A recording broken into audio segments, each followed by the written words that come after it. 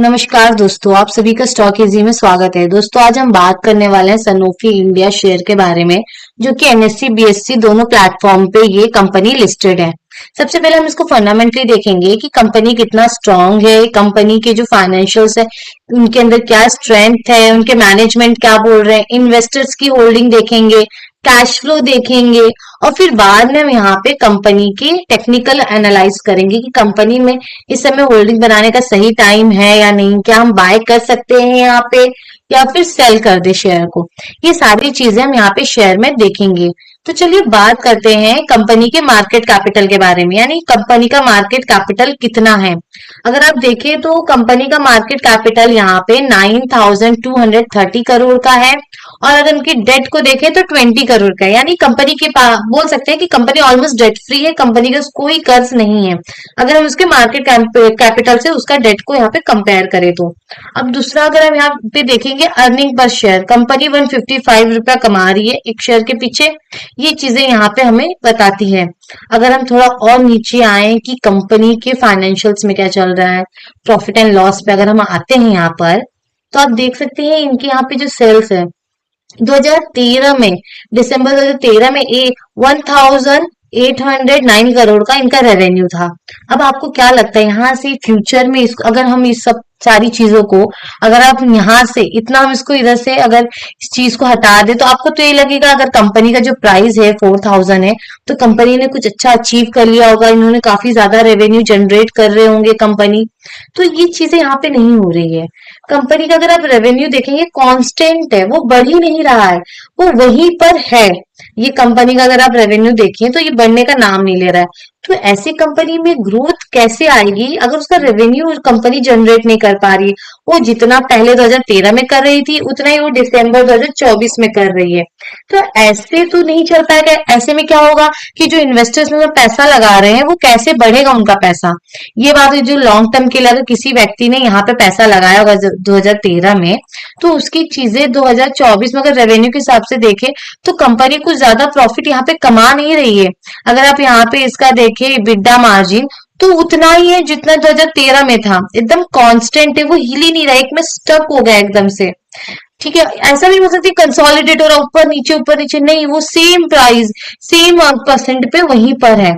अगर आप इसके यहाँ पे इंटरेस्ट को देखेंगे तो इंटरेस्ट भी कंपनी का ज्यादा है नहीं, क्योंकि कंपनी के पास कर्ज ही नहीं था तो इंटरेस्ट कैसे होगा। यहाँ पे इनका डिप्रिसिएशन भी काफी कम है, अगर देखेंगे सिर्फ 37 करोड़ का है। हाँ, 37 करोड़ का। अगर हम थोड़ा नीचे आए कंपनी के बैलेंस शीट को देखते हैं, जब कंपनी का कोई इंटरेस्ट नहीं है तो बात यही है कि कंपनी के पास कोई बोरोइंग नहीं है इसलिए उनका इंटरेस्ट नहीं है। लेकिन यहाँ पे एक रेड फ्लैग जैसी चीज क्या देखने मिलेगी आपको, रिजर्व। कंपनी का रिजर्व कंटिन्यू कम हो रहा है। ये एक अच्छी बात नहीं है कंपनी के लिए कि कंपनी के रिजर्व्स कंटिन्यू कम होते जा रहे हैं। अगर यहाँ पे अगर फिक्स असेट देखेंगे तो फिक्स असेट इनका कम हो रहा है, कंपनी अपने फिक्स असेट को सेल कर रही है यहाँ पर। और यहाँ पे आप देखेंगे अगर कंपनी फिक्स असेट ही नहीं है कंपनी के पास, मतलब कंपनी कुछ कैपेक्स नहीं कर रही है, कोई एक्सपांशन नहीं कर रही है, तो कंपनी में ग्रोथ कैसे आएगी। ये सबसे बड़ी बात होती है कि कंपनी में ग्रोथ कैसे आएगी। ये जो शेयर है इसलिए यहाँ पे हम डिस्कस कर रहे हैं। इसका मतलब ये नहीं कि इसमें हम बाय कर ले या सेल कर ले कंपनी में, इसके लिए नहीं है। ये बस एक आपके अंडरस्टैंडिंग के लिए, जब आप इन्वेस्ट करते हैं किसी शेयर में तो ये सारी चीजें आपको देखनी होती है।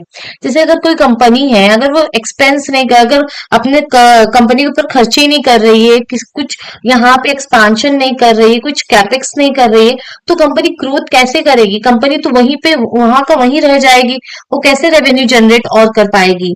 अगर कुछ नया करना है कंपनी के लिए, कंपनी को हमेशा ग्रोथ दिखानी है तो उसके लिए कंपनी में कैपेक्स करना भी काफी ज्यादा जरूरी होता है। अगर हम यहाँ पे इनके ट्रेड रिसीवेबल को देखेंगे तो कंपनी का ट्रेड रिसीवेबल यहाँ पे 230 करोड़ का है। जून 2025 में 161 करोड़ का यहाँ पे इनका ट्रेड रिसीवेबल है।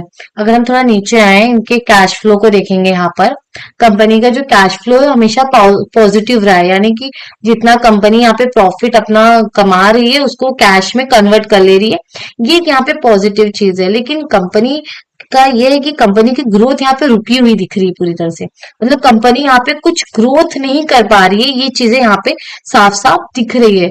जैसे कि अगर यहाँ पे देखेंगे ये सारी चीजें पॉजिटिव दिख रही है कंपनी के लिए, कि कंपनी 42 डेज में कंपनी जहाँ पे माल बेचती है वहां से मिल जाता है कंपनी को। लेकिन कंपनी दे कितने दिन में रही है? 151 डेज में दे रही है रिटर्न पैसे, जहां से वो ले रही है रॉ मटेरियल्स वगैरह। अगर यहाँ पे आप डेटा यहाँ पे प्रमोटर्स को देखेंगे तो प्रमोटर्स का यहाँ पे देखेंगे तो 60% की होल्डिंग है, और यहाँ पर डीआईस की जो है 21 की है। पहले यहाँ पे देखोगे तो यहाँ पे एफआईस की 6% की होल्डिंग थी, और अब 5% की हो गई है। और यहाँ पे डीआईस की भी, डीआईस ने एक अच्छी होल्डिंग बना के रखी हुई, लेकिन यहाँ पे वो भी धीरे धीरे कम करते जा रही है। जैसे कि अगर देखेंगे जून में 23 था, फिर सितंबर में 22 हो गया, और दिसंबर में 21 हो गया है। और यहाँ पे पब्लिक की भी होल्डिंग यहाँ पे कांस्टेंट है एकदम। यहाँ पे इस समय उनका अप्रोक्स 13% की होल्डिंग यहाँ पे पब्लिक ने बना रखी हुई है। अगर आप यहाँ पे देखेंगे कंपनी का रिटर्न ऑन इक्विटी तो काफी ज्यादा हाई दिख रहा है यहाँ पर। इस चीज के पीछे भी काफी सारी चीजें होती हैं जो कि इन सारी चीजों को मैनिपुलेट की जा सकती है, जिससे कि ये रिटर्न ऑन इक्विटी इतना ज्यादा हाई दिख रहा है। और यहाँ पे अगर देखेंगे तो स्टॉक जो प्राइस है वो यहाँ पे काफी कम दिख रहा है। और इनका जो प्रॉफिट ग्रोथ है, कंपाउंडेड प्रॉफिट ग्रोथ, देखो किस तरह यहाँ पर कि इनकी कोई ग्रोथ ही नहीं दिख रही है। 5 साल में एकदम जीरो ग्रोथ हुआ है इनके प्रॉफिट में, और 3 साल में माइनस में है कंपनी। और इनके सेल्स ग्रोथ देखिए, सेल्स ग्रोथ बिल्कुल भी नहीं है। मतलब कंपनी अगर जब सेल्स नहीं कर पा रही है तो प्रॉफिट कहाँ से वो जनरेट करेगी? ये सारी चीजें आपको देखनी चाहिए कि कंपनी सेल कितना कर रही है, उससे प्रॉफिट कितना जनरेट कर रही है, उसको कितना अपने कैश में वो कन्वर्ट कर पा रही है। अगर हम इसकी चार्ट को चल के देखें तो चार्ट में आपको देखने मिला कंपनी में काफी भारी गिरावट यहाँ पे आ चुकी है। देखिए अगर हम यहाँ पे इसको मेजर करें, अप्रोक्स 47% का यहाँ पे गिरावट आ गया है शेयर में।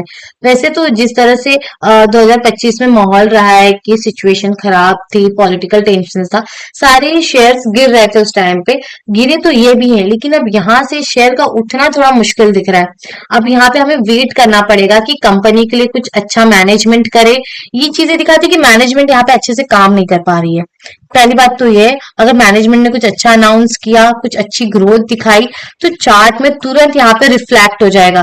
तुरंत यहाँ पे आपको कोई ना पॉजिटिव पैटर्न बनते हुए दिख जाएगा, जो कि बताएगा कि यहाँ पे बाइंग हो रही है, यहाँ से लोग बाय करना स्टार्ट कर रहे हैं। कुछ अच्छा होते ही एफआईज डीआईज तुरंत शेयर में तुरंत बाइंग करना यहाँ से स्टार्ट कर देंगे।